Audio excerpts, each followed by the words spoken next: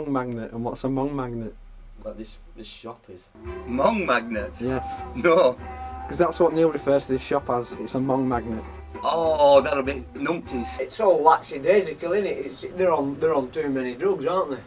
I mean, it's not sex and music. It's not like drugs and conversing with people, is it? You know, being like communal with folk. Right. I mean, you can be communal in a commune. Right. But you can't drive a canoe on a road, can you? No, no. Well, Nostradamus, they don't take any notice of him. They don't, because he's dead. They've read his books and they know That's and right. they score and they push you, aren't they? They do. They can get away with it. This is it. And the guy's dead. They can't reply to all criticism, can they? No, but it goes down in, he'll turn in his grave. Yeah. Yeah. He weren't cremated then, would he? Not then. No, Too he early. didn't go up in smoke, he died in soil. So. I mean, you see his hand coming up through. Remember, I'm a zombie. This is it. This is it. Night in a living Nostradamus is. Yeah, Well, coming coming back with a new book, yeah.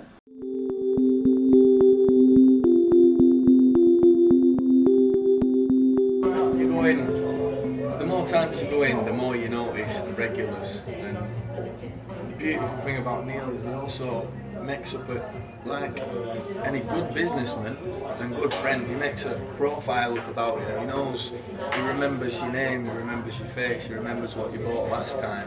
There's a few special cases that go like 50p man. Can't speak too good, he's like a bit backward. But when he comes in, he goes down there, looks at records, and he picks them off what they look like on cover. I tell you what, he must have the most diverse record collection known to man. He's got like death metal and jive bunny, you know, in the same collection. And the first record, when he asks you to pick him one, the first record you pick him, he never buys. He thinks you're trying to scam him. So what you got to do, you got to pick a right crap one, you know he won't like anyway, and show it him. He'll go, "Roo." So you pick another one you know he'll like, you play him, and he usually buys it.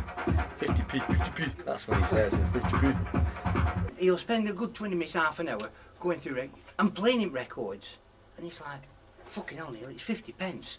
You know, sell it the bugger. You know, but he'll come in with shades and he'll go, 50 pence. So you'll find him something and he'll go, another 50 pence. So Neil's already given him a 50 pence record, that were £1. So he does Neil over quite a few times. And he's done me like, I don't know. You gotta work on it. Sometimes you get £1. The guy who used to work for me before, Martin, used to like dismiss him. He thought he was a bit of a knob. Because he said to me, "Oh yeah, I know that guy. It's just, he keeps asking for drugs. So, do you have any drugs? Any drugs? Drugs?"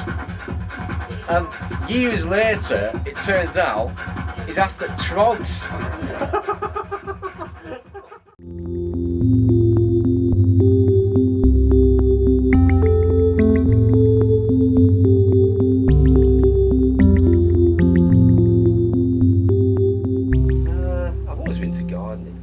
Recently, it's kind of something I really hated when I was younger, because it was like, you know, you move at 100 mile an hour, don't you?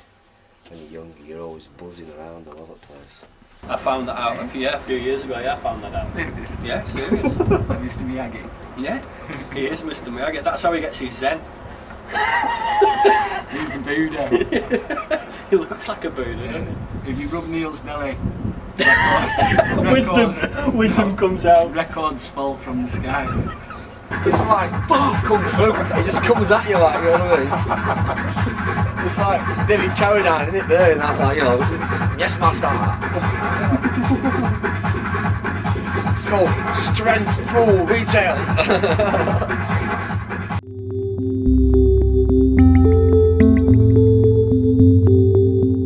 Well, yeah, I've always been into classic cars. Mainly because stuff you get on the road these days is a bit bland. And sort of like, you know, it's just interesting really. And this is how much he loves his cars, right? He took it in and they wouldn't garage it for him. And he was stuck outside, it rained. So he borrowed a tarpaulin off one of the blokes that comes in here and went down the garage and asked them to cover it up so it wouldn't get wet. Which is a bit sad, but there you go. They don't really like being stood outside for quite a distance. They tend to leak. If they leak, They rot from the outside in. I remember back in the Blackburn days, I used to see him drive around in this beat up car, but I didn't realise he had the old Lotus knocking about, whatever. So I used to think he was, you know, a bit brassic, but I believe otherwise. Been in his Jensen, is it? I've been in Jensen, the the white one. Lotus for just watching girls. What would they suit him? Yeah, they really suit him. He hangs his watch out the window and it catches the sun.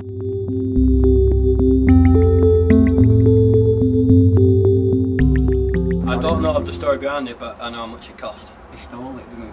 Did he? Yeah. Honestly? Pinched it. From where? This, you know, in his factory days, hardcore Blackburn, like putting punk bands on that. He robbed it off, I think it was a manager of staff, the Downs.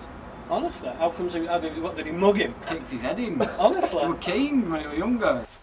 I don't need no alternative gangster past. It's all real.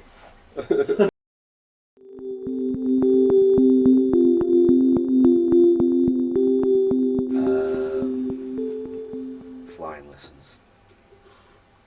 Because a friend of mine's got a plane down London, and he keeps saying to me, he says, if you take flying lessons, you can pilot it for me, because he's blind. You can do virtually everything in the air apart from actually see.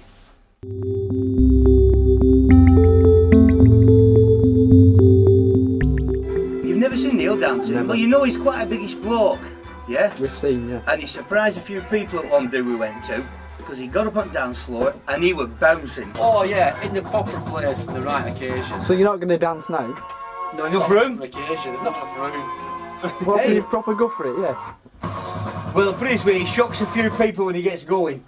Now, somebody not just moving, he was bouncing. And for a guy that big, it was good. Oh yes. For a big lad, he could boogie.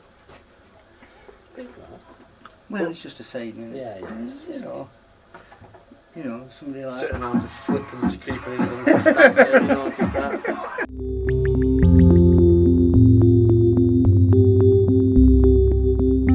every now and then he tends to put a little bit of weight on. So he starts eating healthy, he goes to Boots and buys these low calorie breads. Because he's on a diet for a few weeks, like, you know. What diet's that? I've just got up there here for some stuff. You do that. It's not a diet, it's more of a, let me get out of this quick. Hey, It's his healthy period. I just try and balance what I eat every day. And how long does he stick to the diet? Oh, maybe a couple of weeks off and on. That's best thing said. Then he gets fresh orange and all that. And he's like, gotta watch me weight. Or anything like, you know. So, and then he goes on that, and then we start on with fish and chips and that.